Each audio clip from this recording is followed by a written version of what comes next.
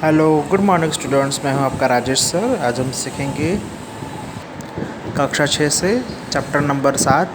आज हम सीखेंगे पौधों को जानिए। तो शुरू करते हैं। तो हम चित्र देख रहे हैं पौधों के बारे में। तो पौधा या पादप जो भी है, प्राकृतिक भ्रमण में हम देखते हैं कि जो पर्यावरण में जो आसपास हमारे पौधे हैं, उन पौधों के साथ हमारा बहुत अच्छा संबंध होता है। पौधे हमारे बहुत अच्छे मित्र हैं और पौधों के साथ हमारा लगाव होना ज़रूरी है। पौधे हमें ऑक्सीजन देते हैं और जिससे हम हमारी कार्बन डाइऑक्साइड को खुद ही सोखते हैं। ये हमारे बहुत अच्छे मित्र होते हैं। ये देखिए पौधों की तस्वीर है। पौधों के 3 भाग होते हैं। एक उसकी जड़ होती है, एक उसका तना होता है, एक दूसरी से शाखा होती है और शाखाओं पे फूल आते हैं, फल आता है। तनों में उसकी ऊर्जा होती है और जड़ों में उसके जैसे वो भोजन लेता है।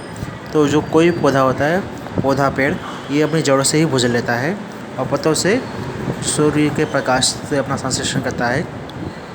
ये कोई पौधे अपने पत्तों से सूर्य के प्रकाश को सोखते हैं और जड़ों से पानी सोखकर अपना भोजन तैयार करते हैं। आगे देखते हैं। ये 3 पौधों के बारे में दिया हुआ है। एक शाक का पौधा, एक झाड़ी, एक वृक्ष है। ये बी नंबर का चित्र है। ये वृक्ष है, ये एक झाड़ी है, ये एक शाखा है। ध्यान से देखिए, तीनों में फ़र्क है। ये पेड़ है, पेड़ के नीचे तना है, तना के ऊपर ढेर सारी डालियाँ हैं, डाली के ऊपर ढेर सारे पत्ते हैं। ये एक झाड़ी है, झाड़ी पर कोई तना नहीं है, लेकिन सिर्फ झाड़ी है और शाखाएं हैं। ये सिर्फ एक झाड़ी है और ये एक शाखा है। तो आप समझ रहे हैं। अब आगे बढ़ते हैं। यहाँ हम देख रहे हैं बेलों के बारे में। ये चित्र देख रहे हैं, इसे लता, ये बेल है एक तरह की। इसमें बेल बहुत से तरह के होते हैं, जैसे टमाटर है, खरबूजा है, तरबूजा है, कोहड़ा है, कद्दू है। ये सारी जो फसल होती है, ये पेड़ में नहीं उगती, ये बेलों में उगती है, लताओं में उगती है। ये ज़मीन में फैलती है, ज़मीन में फैल के अपना अंकुरित होती है। अंकुरित होकर ये धीरे धीरे पानी सोखती है और बड़ी होती है। अगर इसको आगे बढ़ाना हो तो इसको किसी चीज़ का सहारा देना पड़ता है। सहारा के साथ ही ऊपर बढ़ती है। अब आगे देखते हैं। यह तने का कार्य। किसी एक पौधे को अगर काट के ज़मीन में डाला जाए तो संश्लेषण करता है, उसे सोखता है। ये इसमें आप देख रहे हैं चित्र में, ये तने का क्या कार्य करता है, ये इसके बारे में बताया गया है। एक क्रियाकलाप है, क्रियाकलाप में देखते हैं। एक गिलास है, गिलास के अंदर पानी है, पानी के अंदर थोड़ी सी मिट्टी है, मिट्टी के अंदर एक डाली को काट कर डाला गया है और उसको काट कर इसलिए डाला गया है और वो धीरे धीरे उसे सोख रहा है। ये पत्ती का डिज़ाइन है। डिज़ाइन को देखते हैं, समझते हैं। पत्ती के 3 भाग होते हैं। पत्ती की पटेलिका, पत्ती का पकड़ा और जिसके साथ वो जुड़ा हुआ होता है उसका तनिका। ये तनिका उसकी शीराश्रमणी है, जिसके साथ जुड़ी हुई है, उसमें से शाखाएं से फैली हुई रहती हैं। ये एक बच्चा है जो पत्ती का चित्र बना रहा है। ये चित्र नंबर जो तने के बारे में, डिज़ाइन के बारे में दिया हुआ है, जो तनिका जिसको वहाँ से वो सोखती है।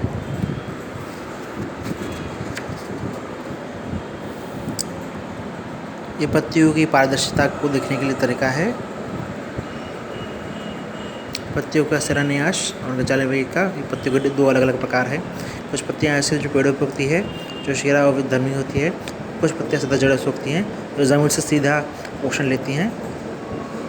ये ज़मीन से सीधा पोषण लेने वाली पत्ती का है, जिसको हम जालिका रूपी कहते हैं।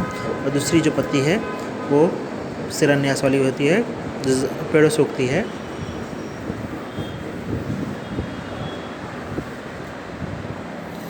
पौधों का जल देना। आप देख रहे हैं 2 भाग। पौधों को कैसे जल दिया जा रहा है। यह एक छोटा सा क्रियाकलाप है। क्रियाकलाप 7.5 हरी पत्ती और आयोडीन में डाला जा रहा है। ये कटोरा है, कटोरे के अंदर आयोडीन का डोले मिलाया हुआ है और उसके अंदर हरी पत्तियों को डाला गया है। पत्तियों के अंदर क्लोरोफिल होता है और जो आयोडीन के साथ मिलकर इसका रंग बदल देता है। तो हरे रंग का क्लोरोफिल आयोडीन का रंग बदलकर उसको नीले रंग का बदल जाता है, जिसके कारण बैंगनी रंग का पत्ता हो जाता है।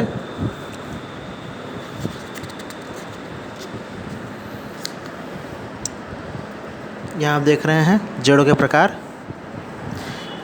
ये एक रेशादार वाली जड़ है। ये जड़ एक तरह की रेशा है जिसमें रेशे निकलते हैं और कुछ जड़ें जो ऐसे हैं तो काट कर निकलती है। तो दोनों में आप आकार देख सकते हैं।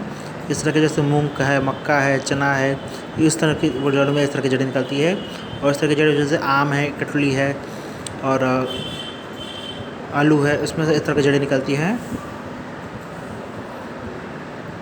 ये देख रहे हैं चना की जड़ से टूट रही है, टूट के साथ उससे पौधे में निकलते हैं और धीरे धीरे फैलते हैं। इसको अंकुरण के साथ धीरे धीरे फैलते हैं। अब यहाँ जड़ों के प्रकार को देख लेते हैं। 2 तरह की जड़ें होते हैं, एक मूसलेदार जड़ें, एक रेशेदार जड़ें। कोई अगर पौधा होता है, डाली वाला पौधा होता है, ऊपर जाता है तो उसमें मूसले वाली जड़ें निकलती हैं। और कोई सिर्फ सीधेपन होता है, लंबी पत्ती वाले पत्ते होते हैं तो उसके अंदर से रेशेदार जड़ें निकलती हैं। ये चित्र नंबर देख रहे हैं 7.12, 7.18। ये 2 तरफी वाली जड़ें हैं जो बरसात के दिनों में फैलती रहती हैं। ये हम देख रहे हैं गुलाब का एक पौधा है, उसका ये उदाहरण है। गुलाब की डंडी का है, डंडी का आए हुए पत्ते हैं, पत्ते के बाद यहाँ पे कांटे भी हैं और कांटे के बाद यहाँ फूल भी है। तो ये बात अच्छे समझे कि फूल और कांटे एक साथ आते हैं। जहाँ फूल होता है वहीं कांटे होते हैं और पत्ते जो होते हैं वो डालियों के संरक्षण में आते हैं। और यहाँ फूल की डिज़ाइन देखिए, ये फूल के खिलने के पहले की दिखी है और फूल के खिलने के बाद है। यहाँ हम देख रहे हैं बाहरी आदल का आवरण जहाँ फूल की डिज़ाइन बनी हुई है। ये फूल की पंखुड़ी है जहाँ डिज़ाइन के कारण फूलता है। कलिका है, कलिका ध्यान से देखें। जैसे गुलाब के फूल में हमने समझा, ऐसे ये घटकर का फूल है, इसकी पत्तियाँ उसके फूलों के नीचे होती हैं। पुष्प के भाग हैं, समझिए, पढ़ें। ये स्त्री केसर का भाग है, इसमें हम कलम लगाते हैं, कलम लगा के इसका उपयोग कर रहे हैं। ये इसी कलम की तस्वीर है जहाँ हम इसका कलम कर रहे हैं। कलम करके ये 2 भाग में बढ़ती है और इसके कारण ये आगे बढ़ती है।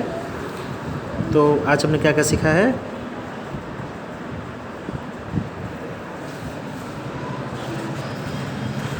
तो आज के लिए इतना ही। Thank you.